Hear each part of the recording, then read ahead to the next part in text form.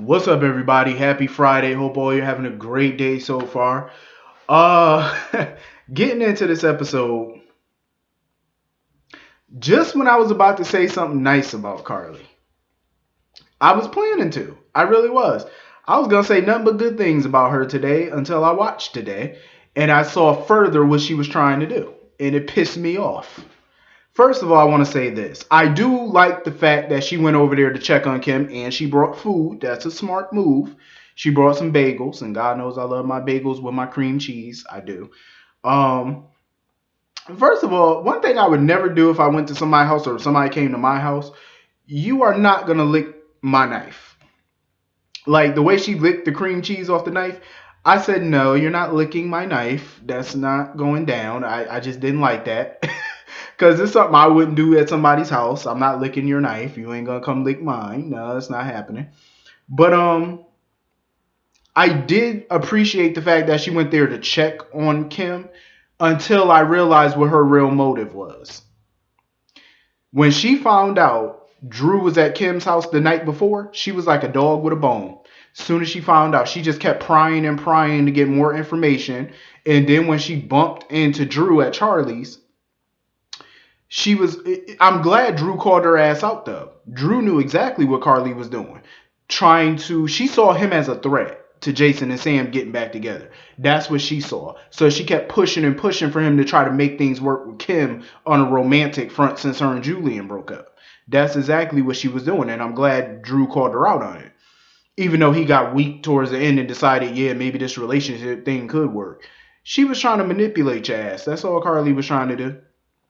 She don't care about Drew. She cares about Jason. That's who she cares about. And she know as long as Drew is single and available, he's somewhat of a threat to Sam and Jason.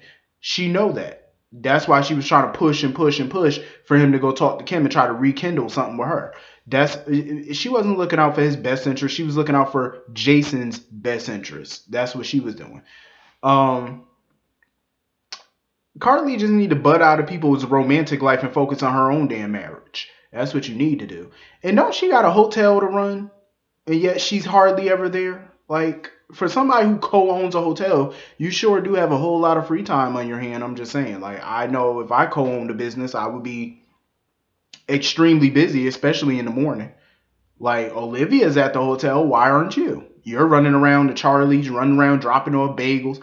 Why aren't you in your office doing some paperwork or fielding some phone calls, trying to dredge up some business? I'm just saying, like, Olivia might as well buy out Carly 50%. I'm just saying, because Olivia put in more work than Carly do. I'm just saying, like, whenever we see Olivia, a lot of times we see her at the Metro Court doing what? Work. What do we see Carly doing? Meddling in people's business that has nothing to do with her. I didn't know that was a career that paid good money. My goodness, I didn't know that. That should be my new career. Seemed like it works well for Carly. Meddling in people's business must have a lovely 401k plan and good dental and health. It must be. She does it all the time, so it must be a hell of a career. She must be eating good off of it. So anyway, listen, I respect the fact that Drew was looking out for Kim when he confronted Julian and stuff like that. But again, he's another one who should mind his business, stay out of people's relationships or lack thereof. Just stay out of it. Let them handle it. They're adults. Um, Kim gets on my nerves. Like she's still sitting there telling Julian, "Oh, my kiss with Drew was no big deal." It was a big deal because talking about it was in the moment. Your lips on New Year's Eve or any other night for that matter should be on one person, and that's your boyfriend, not your baby's father. I'm just saying, like, that is cheating. So for her to keep pointing it out that Julian cheated on her, even though he lied about it, it's like, was Julian wrong for breaking up with her at a time when she needed him? Sure. But why prolong something that he has an issue with? You know what I mean? Like, you are always around Drew, and he understands why, but all that hugged up, all up under each other like that, that's not cool when you're in a relationship. Then you kiss him on New Year's Eve, and you act like it was no big deal. Like, when you're in a relationship, that's a very big deal. You don't do that. That's a hell no. And then you try to make him be the bad guy? I'm sorry, but Julian need to drop kick her. She need to be drop kicked to the curb. Um, I wouldn't even waste my time on that relationship. You know what I mean? Because it's quite obvious that she still got a thing for Drew. It's clear. The way that they look at each other, the way she be all up on him, you still want Drew. So go be with Drew. Why keep dragging Julian along? You know, keep playing games. I'm just saying, like, they shouldn't keep wasting time. Julian need to stop this bullshit and go back to his one true love, which is Miss Alexis Davis, who's too scared to tell his ass how she really feel. Speaking of Alexis, so apparently Alexis doesn't know about this quote unquote prenup between Kevin and Laura, obviously because there was no prenup. Ryan sitting there talking about, oh, I don't have my copy. You ain't got your copy because bitch, it ain't real. Kevin played your ass. They didn't have no prenup. Think about it. Why would Kevin and Laura have a prenup? She ain't no gold digger. And it ain't like he got millions of dollars somewhere, so he trusts her and she trusts him. So they don't need no prenup. Now, Sonny and Carly should have had a prenup, I'm just saying. Even though Carly got her own money, but we all know how she got her money. It damn sure wasn't through work. I mean, like I said before, look at every man Carly is married. They all have some money. And she got a lot of that money out of divorce settlements and et cetera, et cetera. But yeah, Laura and Kevin didn't need no damn prenup. And that's what Alexis was trying to talk to Laura about. But of course, Laura was going through some stuff, so she had to brush her to the side. But wait till Laura find out about this little prenup business. Laura gonna look at her like she crazy. Prenup? What prenup? You ain't got no damn prenup.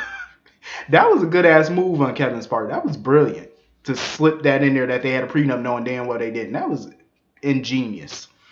Hopefully it works. So anyway, Alexis sitting there talking about continuing her damn what was it? Her therapy sessions and stuff. I'm like, Alexis, you do not want him as your therapist. I'm just saying, you don't. But of course, Ryan pointed out that it would be a conflict of interest, seeing as how she's now representing Laura in the divorce, which it is. And you know how Alexis feels about conflict of interest. You know, Alexis brings up conflict of interest every chance she gets. I don't understand how any lawyer can make money in Port Charles because they're always connected to the people that they represent. So anybody you represent would be a conflict of interest. Most of the people in that town would be a conflict of interest for Alexis. I'm just saying. She has some type of relationship with most of the people in that town. So it's a huge conflict. So anyway, I cannot believe Jordan and them are still on this bullshit that Franco's a suspect. What makes you think he's a suspect when you have no evidence whatsoever that points to him in these crimes? He did not know Peyton Mills. You got the proof that he never even spoke to Peyton. He showed you his cell phone with his call records. And you saw he never spoke to Peyton. So why would he kill somebody he didn't know or even ever spoke to? The only person he was connected to was Kiki, and she was like a daughter to him. So why would he kill her? There's no motive for any of these killings.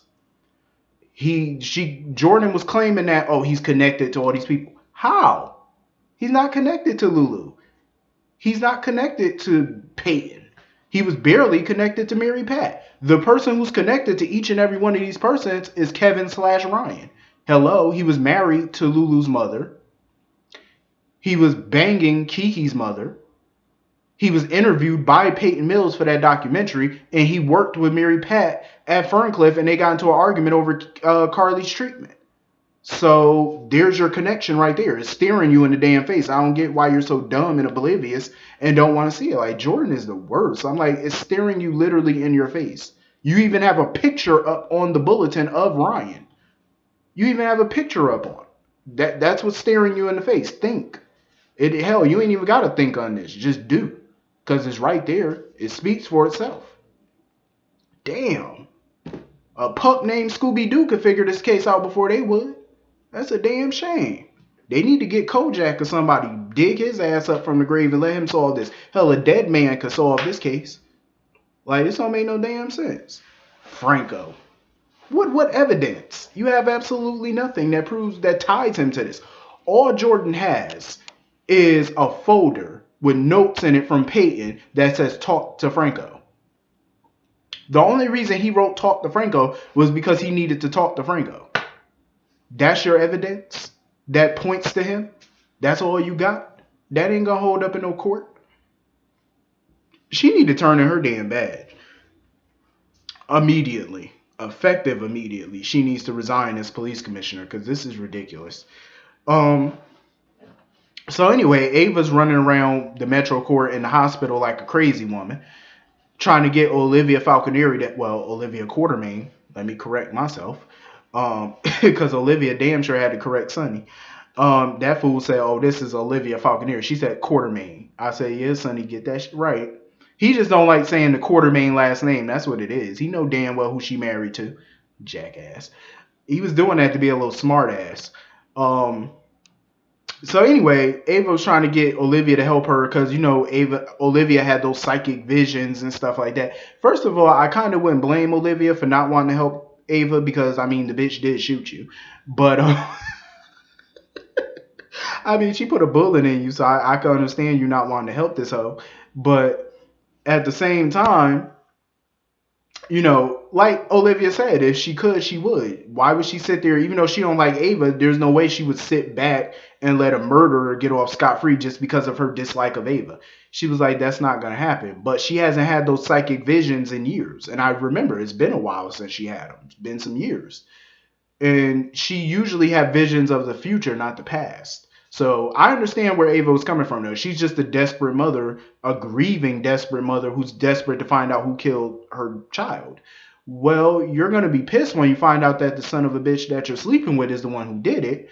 But that's another story for another time. And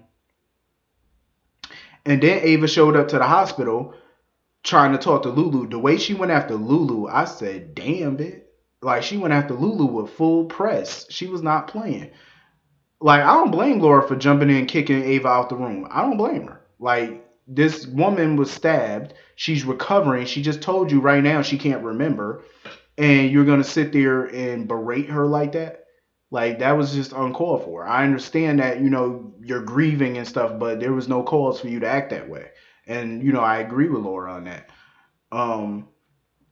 So now Jordan wants to put Lulu under hypnotherapy. And we already know who the therapist is going to be, of course. Ryan, of course. That's predictable. God forbid they use Dr. Maddox. Where is he, by the way? Paging Dr. Andre Maddox. Paging Dr. Andre Maddox. Bring your ass to Lulu's room before Ryan can get there. Thank you. So now she wanted to do this whole hypnotherapy crap. I have a feeling Ryan is definitely, when he does the hypnotherapy, I think he's going to try to plant seeds in Lulu's head to make it seem like Franco was the one that did it. Because I have a feeling they're definitely going to set Franco up for this crime. There's no question. They're definitely going to set his ass up. Oh, they're definitely, because it gets the cops. Mind you, there's no need to set this up because the cops aren't even thinking about Kevin/Ryan. He's not even on their radar right now. So you really don't have to set anybody up. But of course, it slows the investigation down so that way they don't have to keep looking no further. So it works to his advantage. And Jordan couldn't solve a case if a motherfucker shot somebody in front of her face. Like, Sonny could literally shoot somebody in front of her face. She still wouldn't be able to put his ass in prison. That's just how incompetent she is, which is sad because I have high hopes for her.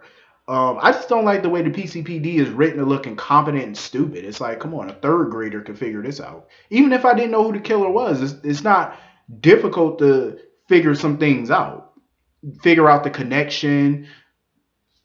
And, they all connect somehow back to Kevin Collins. Like, I don't get why you can't see that. It's in your face. If you were really that good at investigations and stuff like that, then you would see this. Like, it's clear as day. And you ask the right questions. See, that's the problem with Jordan. She's not asking the right questions. See, if you ask the right questions, you get the right answers. You're not asking the right questions, and you damn sure ain't asking the right people. I'm just saying. You on this wild goose chase for a killer who's not even killing somebody.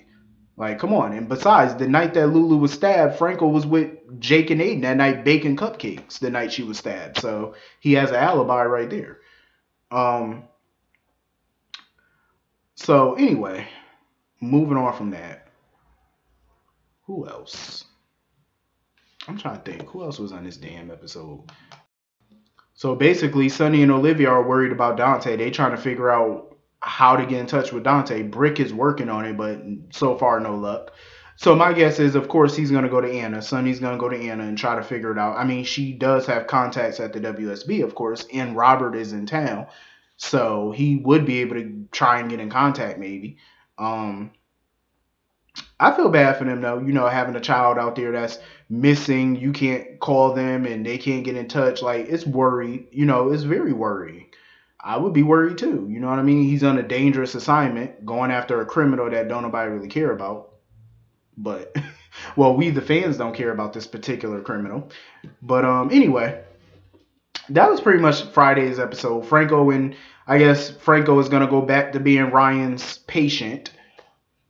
God help him. But anyway, hit the comment section. Let me know what y'all thought about this episode. I will see you all Monday. Have a wonderful, wonderful weekend and have a wonderful Friday. I will see you all Monday. Have a great day. Peace.